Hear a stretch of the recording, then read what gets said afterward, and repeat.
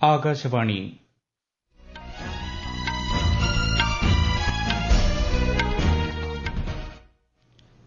നമസ്കാരം. വാർത്തകൾ വായിക്കുന്നത് അക്ഷയ് ഷാജി.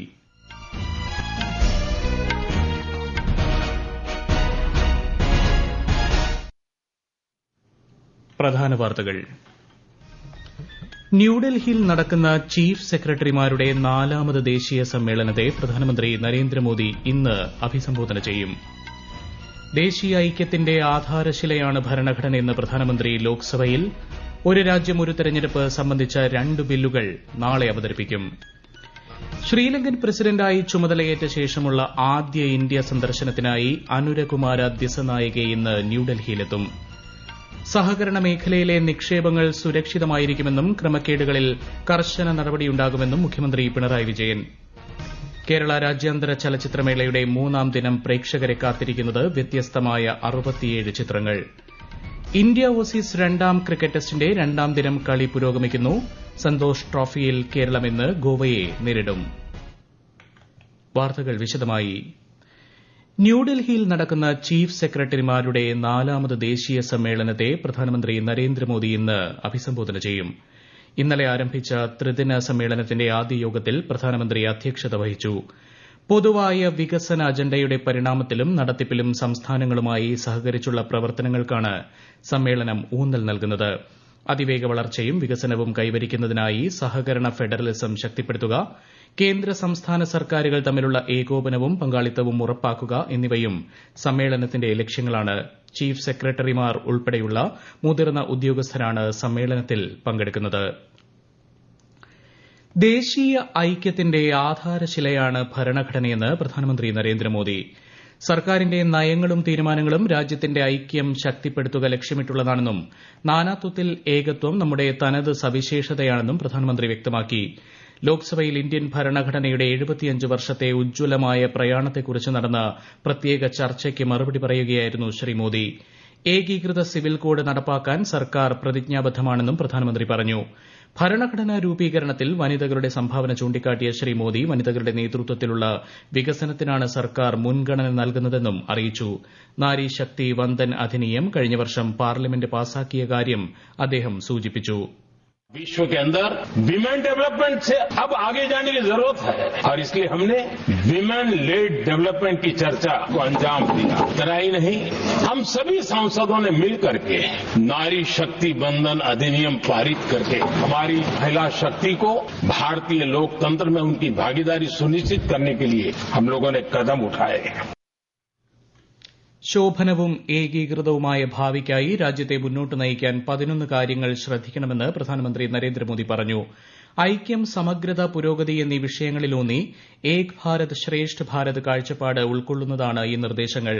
കേന്ദ്ര പാർലമെന്ററി കാര്യമന്ത്രി കിരൺ റിജിജു, പ്രതിപക്ഷ നേതാവ് രാഹുൽ ഗാന്ധി തുടങ്ങിയവരും ഇന്നലെ ചർച്ചയിൽ പങ്കെടുത്തു. രാജ്യത്ത് സാമ്പത്തിക സമത്വം അവസാനിച്ചതായി ശ്രീ രാഹുൽ ഗാന്ധി അഭിപ്രായപ്പെട്ടു. हम सब मिलकर कॉन्स्टिट्यूशन की रक्षा करते हैं. अंबेडकर जी ने कहा था, if there is political equality but no social and economic equality, political equality will be destroyed. और आज ये बात सबके सामने है. पॉलिटिकल इक्वालिटी जो थी वो खत्म हो गई है. इसीलिए हमारा अगला कदम जाति जनगणना होगा. ഒരു രാജ്യം ഒരു തെരഞ്ഞെടുപ്പ് സംബന്ധിച്ച 2 ബില്ലുകൾ നാളെ ലോക്സഭയിൽ അവതരിപ്പിക്കും.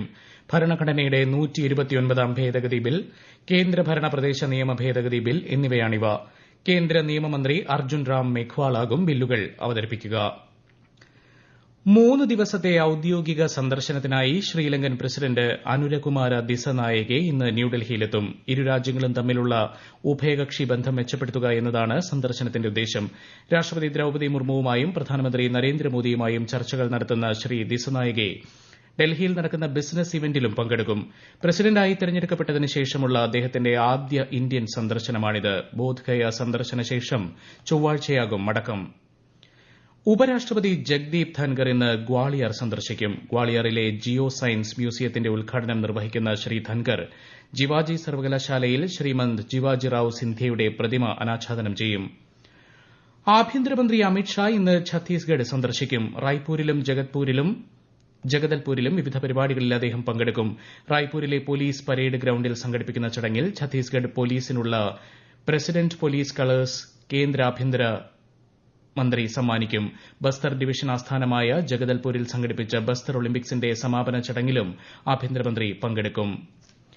സേവനവും സമർപ്പണവും നിർവ്യാജമായ സന്നദ്ധതയും ഇന്ത്യൻ സംസ്കാരത്തിന്റെ സവിശേഷ മൂല്യങ്ങളാണെന്ന് രാജ്യരക്ഷാമന്ത്രി രാജ്നാഥ് സിംഗ്. ന്യൂഡൽഹിയിൽ ഒരു സ്വകാര്യ പരിപാടിയിൽ സംസാരിക്കുകയായിരുന്നു അദ്ദേഹം. സേവനമാണ് ഏറ്റവും വലിയ മതം. രാഷ്ട്രസേവനത്തിനായി ജീവൻ ബലി നൽകുക എന്നത് ഇന്ത്യൻ ചരിത്രത്തിന്റെ ഭാഗമാണെന്നും ശ്രീ രാജ്നാഥ് സിംഗ് വ്യക്തമാക്കി. ഇന്ന് ന്യൂഡൽഹിയിൽ സംഘടിപ്പിക്കുന്ന ക്ഷയരോഗ ബോധവൽക്കരണ സൌഹൃദ ക്രിക്കറ്റ് മത്സരത്തിൽ ലോക്സഭാ സ്പീക്കർ ഓം ബിർള മുഖ്യാതിഥിയായി പങ്കെടുക്കും. വിവിധ രാഷ്ട്രീയ പാർട്ടികളിൽ നിന്നുമുള്ള തെരഞ്ഞെടുത്ത എംപിമാരും പങ്കെടുക്കും. ഈ വാർത്തകൾ ആകാശവാണിയിൽ നിന്ന്. ആകാശവാണി വാർത്തകളും വാർത്താ അധിഷ്ഠിത പരിപാടികളും all India radio news Thiruvananthapuram YouTube ചാനലിലും all India radio news Thiruvananthapuram Facebook പേജിലും AIR ന്യൂസ് _തിരുവനന്തപുരം ഇൻസ്റ്റഗ്രാം അക്കൌണ്ടിലും AIR ന്യൂസ് _TVM X ഹാൻഡിലും ലഭ്യമാണ്. ഒറ്റപ്പെട്ട സംഭവങ്ങളുടെ പേരിൽ സഹകരണ മേഖലയെ തകർക്കാനുള്ള ശ്രമങ്ങളാണ് നടക്കുന്നതെന്നും ഈ മേഖലയിൽ നിക്ഷേപിക്കുന്ന പണം സുരക്ഷിതമായിരിക്കുമെന്നും മുഖ്യമന്ത്രി പിണറായി വിജയൻ. എറണാകുളം മുപ്പത്തടം സർവീസ് സഹകരണ ബാങ്കിന്റെ പുതിയ മന്ദിരം ഉദ്ഘാടനം ചെയ്യുകയായിരുന്നു മുഖ്യമന്ത്രി. സഹകരണ മേഖലയിലെ ക്രമക്കേടുകളിൽ തുടർന്നും കർശന നടപടിയുണ്ടാകുമെന്നും മുഖ്യമന്ത്രി വ്യക്തമാക്കി. മുഖ്യമന്ത്രി പിണറായി വിജയൻ ഇന്ന് കാസർഗോഡ് ജില്ലയിലെ വിവിധ പരിപാടികളിൽ പങ്കെടുക്കും. രാവിലെ 10-ന് വിദ്യാനഗർ ഉദയഗിരിയിലെ ലൈബ്രറി കൌൺസിൽ ട്രെയിനിംഗ് മന്ദിരം മുഖ്യമന്ത്രി ഉദ്ഘാടനം ചെയ്യും. ഉച്ചയ്ക്ക് 2-ന് ഗേറ്റ്വേ ബേക്കൽ റിസോർട്ടിന്റെ ഉദ്ഘാടനത്തിൽ പങ്കെടുക്കുന്ന ശ്രീ പിണറായി വിജയൻ വൈകിട്ട് 3:30-ന് കാറ്റാടിയിലും 4:30-ന് ചീമേനിയിലും പൊതുപരിപാടികളിലും പങ്കെടുക്കും. 29ാമത് കേരള രാജ്യാന്തര ചലച്ചിത്രമേളയുടെ 3ാം ദിനമായ ഇന്ന് പ്രേക്ഷകരെ കാത്തിരിക്കുന്നത് വ്യത്യസ്തമായ 67 ചിത്രങ്ങൾ. വേൾഡ് സിനിമ ടുഡേ വിഭാഗത്തിൽ 23 ചിത്രങ്ങൾ, അന്താരാഷ്ട്ര മത്സര വിഭാഗത്തിൽ 5 ചിത്രങ്ങൾ, ഇന്ത്യൻ സിനിമ നൌ വിഭാഗത്തിൽ 4 ചിത്രങ്ങൾ, ഫെസ്റ്റിവൽ ഫേവറേറ്റ്സ് വിഭാഗത്തിൽ 5 ചിത്രങ്ങൾ, മലയാളം സിനിമ ടുഡേ വിഭാഗത്തിൽ 5 ചിത്രങ്ങൾ, ലൈഫ് ടൈം അച്ചീവ്മെന്റ് വിഭാഗത്തിലും ലാറ്റിൻ അമേരിക്കൻ വിഭാഗത്തിലും ഓരോ ചിത്രങ്ങൾ എന്നിവയാണ് ആസ്വാദകർക്ക് മുന്നിലെത്തുന്നത്. കൂടുതൽ വിവരങ്ങളുമായി ആകാശവാണി തിരുവനന്തപുരം ജില്ലാ പ്രതിനിധി Reju Koliyakode. Life time achievement പുരസ്കാര ജേതാവ് ആൻഹുയുമായി സരസ്വതി നാഗരാജൻ നടത്തുന്ന സംഭാഷണമാണ് ചലച്ചിത്രമേളയിലെ ഇന്നത്തെ പ്രധാന ആകർഷണം. ഫെസ്റ്റിവൽ ഫേവറേറ്റ്സ് വിഭാഗത്തിൽ ജാക്വസ് ഒഡിയാഡിന്റെ എമിലിയ പെരസ് ഇന്ന് പ്രദർശിപ്പിക്കും. മേളയിലെ അന്താരാഷ്ട്ര മത്സര വിഭാഗത്തിലെ 2 മലയാള ചിത്രങ്ങളിലൊന്നായ ഫെമിനിച്ചി ഫാത്തിമ ഇന്ന് പ്രേക്ഷകർക്ക് മുന്നിലെത്തും. ജിതിൻ ഐസക് തോമസിന്റെ പാത്ത് മലയാളം സിനിമ ടുഡേ വിഭാഗത്തിൽ പ്രദർശിപ്പിക്കും. ചാണ്ടിയുമ്മൻ MLA ശബരിമല ദർശനം നടത്തി. ഇന്നലെ രാത്രിയാണ് ദർശനം നടത്തിയത്. 18ാം പടി കയറി മറ്റുള്ള തീർത്ഥാടകർക്കൊപ്പം ക്യൂ നിന്നാണ് അദ്ദേഹം സോപാനത്തെത്തിയത്. പത്തനംതിട്ട കൂടൽ മുറിഞ്ഞകല്ലിൽ കാറും ബസും കൂട്ടിയിടിച്ചുണ്ടായ അപകടത്തിൽ 4 മരണം. കോന്നി മല്ലശ്ശേരി സ്വദേശികളായ ഒരു കുടുംബത്തിലെ 4 പേരാണ് മരിച്ചത്. 78ാമത് സന്തോഷ് ട്രോഫി ഫുട്ബോളിൽ കേരളം ഇന്ന് ഗോവയെ നേരിടും. രാവിലെ 9-നാണ് മത്സരം. കൂടുതൽ വിവരങ്ങളുമായി ആകാശവാണി പ്രതിനിധി സുരേഷ് ബാബു. 8ാം കിരീട നേട്ടം ലക്ഷ്യമാക്കി ബൂട്ടുമുറുക്കുന്ന കേരളത്തിന്റെ ആദ്യ കടമ്പ കടുത്തതാണ്. കഴിഞ്ഞ തവണത്തെ 2ാം സ്ഥാനക്കാരും മികച്ച താരനിരയുമുള്ള ഗോവയാണ് എതിരാളികൾ. ക്യാപ്റ്റൻ സഞ്ജുവിന്റെയും മനോജിന്റെയും സാന്നിധ്യം കരുത്തേകുന്ന പ്രതിരോധ നിരയും ഗോൾമുഖത്ത് രക്ഷകൻ ഹജ്മലും മുന്നേറ്റ നിരയിലെ നിജോ ഗിൽബർട്ട്, ഗനി അഹമ്മദ് നിഗം, അർജുൻ എന്നിവരുടെ സാന്നിധ്യവും കേരളത്തിന്റെ ആത്മവിശ്വാസം ഇരട്ടിയാക്കുന്നു. ഗോവയെ വീഴ്ത്താനായാൽ കേരളത്തിന് ഗ്രൂപ്പ് ബിയിൽ നിന്നും ക്വാർട്ടറിലേക്ക് മുന്നേറാനുള്ള വഴി എളുപ്പമാകും. സന്തോഷ് ട്രോഫിയിൽ ഇന്നലെ നടന്ന മത്സരങ്ങളിൽ പശ്ചിമബംഗാൾ ജമ്മു കാശ്മീരിനെയും മണിപ്പൂർ സർവീസസിനെയും തോൽപ്പിച്ചു. രാജസ്ഥാൻ തെലങ്കാന മത്സരം സമനിലയിൽ പിരിഞ്ഞു. ബോർഡർ ഗവാസ്കർ ട്രോഫിയിലെ 3ാം ക്രിക്കറ്റ് ടെസ്റ്റിന്റെ 2ാം ദിനം ഇന്ത്യയ്ക്കെതിരെ ആദ്യ ഇന്നിംഗ്സിൽ ബാറ്റിംഗ് തുടരുന്ന ഓസ്ട്രേലിയ ഒടുവിൽ വിവരം ലഭിക്കുമ്പോൾ 3 വിക്കറ്റ് നഷ്ടത്തിൽ 95 റൺസ് എന്ന നിലയിൽ. ഇന്നലെ കളി മഴ മൂലം ഉപേക്ഷിച്ചിരുന്നു. ടോസ് നേടിയ ഇന്ത്യ ഫീൽഡിംഗ് തെരഞ്ഞെടുക്കുകയായിരുന്നു.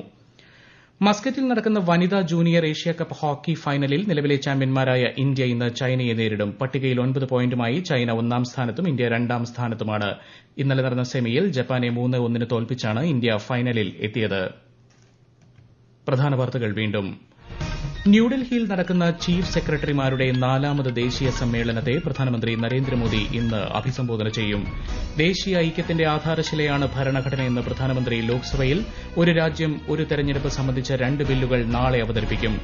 ശ്രീലങ്കൻ പ്രസിഡന്റായി ചുമതലയേറ്റ ശേഷമുള്ള ആദ്യ ഇന്ത്യ സന്ദർശനത്തിനായി അനുരകുമാര ദിസനായകെ ഇന്ന് ന്യൂഡൽഹിയിലെത്തും. സഹകരണ മേഖലയിലെ നിക്ഷേപങ്ങൾ സുരക്ഷിതമായിരിക്കുമെന്നും ക്രമക്കേടുകളിൽ കർശന നടപടിയുണ്ടാകുമെന്നും മുഖ്യമന്ത്രി പിണറായി വിജയൻ. കേരള രാജ്യാന്തര ചലച്ചിത്രമേളയുടെ 3ാം ദിനം പ്രേക്ഷകരെ കാത്തിരിക്കുന്നത് വ്യത്യസ്തമായ 67 ചിത്രങ്ങൾ. ഇന്ത്യ ഓസീസ് 2ാം ക്രിക്കറ്റ് ടെസ്റ്റിന്റെ 2ാം ദിനം കളി പുരോഗമിക്കുന്നു. സന്തോഷ് ട്രോഫിയിൽ കേരളം ഇന്ന് ഗോവയെ നേരിടും. വാർത്തകൾ കഴിഞ്ഞു. അടുത്ത വാർത്താ പ്രക്ഷേപണം 12:30.